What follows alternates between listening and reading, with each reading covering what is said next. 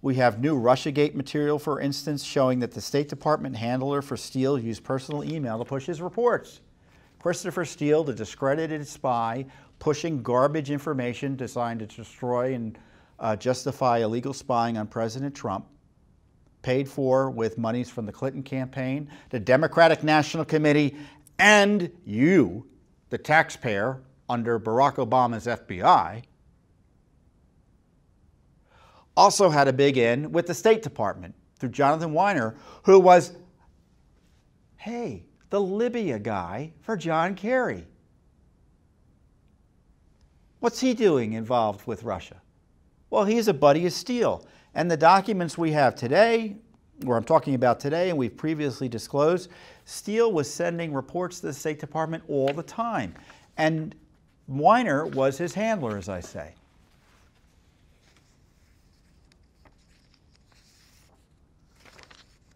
In this latest batch, it's only 11 pages of documents or emails, show in October or December 2014, his colleague suggests to him, Jonathan Weiner, that he, quote, flip reports from Steele's firm, Orbis Business Intelligence, to a more secure email system, given our ongoing concerns about security of OpenNet. And by the way, this is just as the Clinton email scandals being, well, I don't think we knew about the Clinton email scandal here, but it shows you what the State Department's approach was. Weiner responds, flipping to the high side, meaning putting it on a classified system, will result in delays whenever the reporting takes place, and I'm out of the office, which includes weekends, plus when I'm overseas. Victoria Nuland, the bosses of them all, let's do high side. So she says it's got to be done. Weiner replies that he would have his assistant, Nina Miller, send them to you on my behalf high side. I will send them to her from my non-state email account, not copying myself. She will then send them to us. You know who they're coming from. So even from the high side from here, I will just refer to them as O reports and strip out any identifying information as to sourcing. So he's being told we need to classify these reports, and his solution is to launder them into the classified system by using his unsecure personal email account to conduct government business to get them done. Incredible. Why is this Weiner guy important? He later helped write parts of the dossier with Steele, with other Clinton, Sidney Blumenthal, who I told you about earlier, Sidney Blumenthal, the Clinton hack. He compiled all this information and literally wrote part of the dossier that Steele was able to share with, I forget whether he directly sent him to the FBI and DOJ or whether he had Steele do it. Either way, the State Department was actually helping create Steele's dossier, or addendums to it, whatever you want to call it. Weiner also talked to the Russian political officer of the Russian embassy a month before the inauguration on Russiagate. This guy was out to get Trump, and he was working with Steele and the Clinton gang hand in glove. And guess what? It's no surprise that he didn't want to talk to the IG investigating this.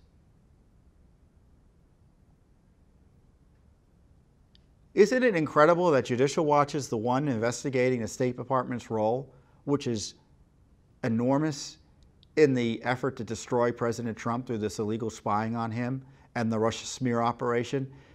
Congress isn't doing it because the documents we show that Congress was implicated in it. The Obama State Department was shepherding classified information into Congress just before the president was inaugurated to try to destroy him. But it's Judicial Watch doing all of this. Thank God for Judicial Watch, huh? We wouldn't know about it. I don't know what Durham's doing.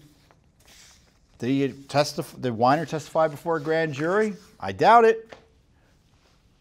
What's going on here, folks, is that the Justice Department is not doing a serious investigation of Spygate. There's no evidence of it.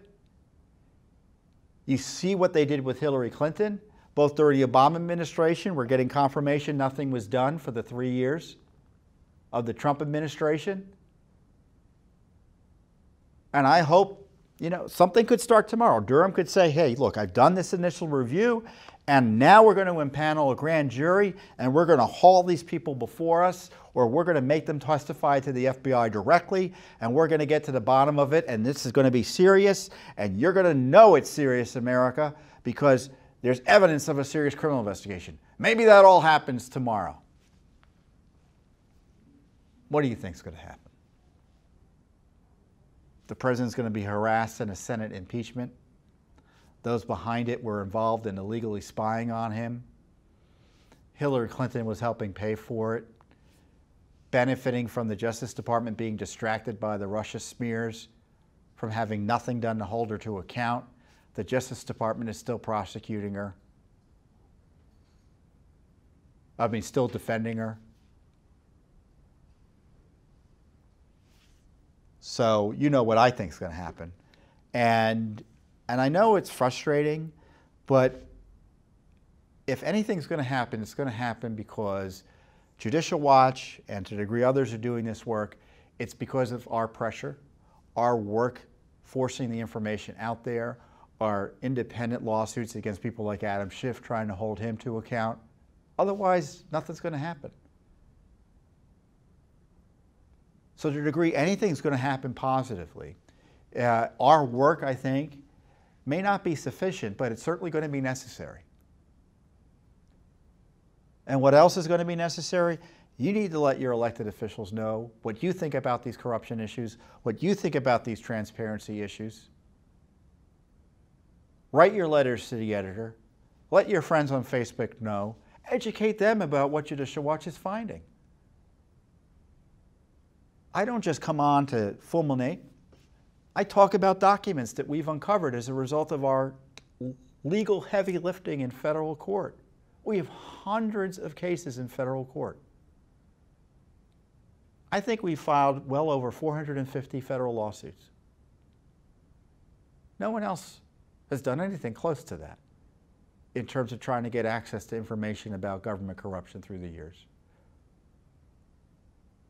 We have well over 50 lawsuits just on the Spygate targeting of President Trump.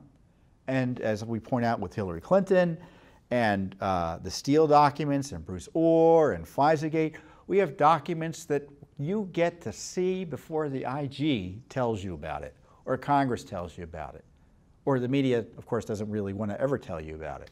But share this information we're giving to you with your friends, your families, your colleagues, your fellow church members, people like that. Get the word out.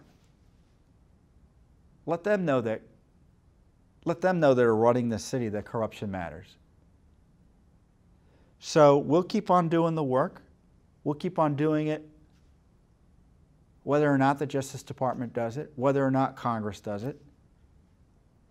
The Justice Department's on the other side of many of these issues. Congress obviously is out to lunch. We're part of the corruption. Again, this is why I love Judicial Watch. Thanks for tuning in. Be sure to subscribe to our YouTube channel to catch all the latest news from Judicial Watch.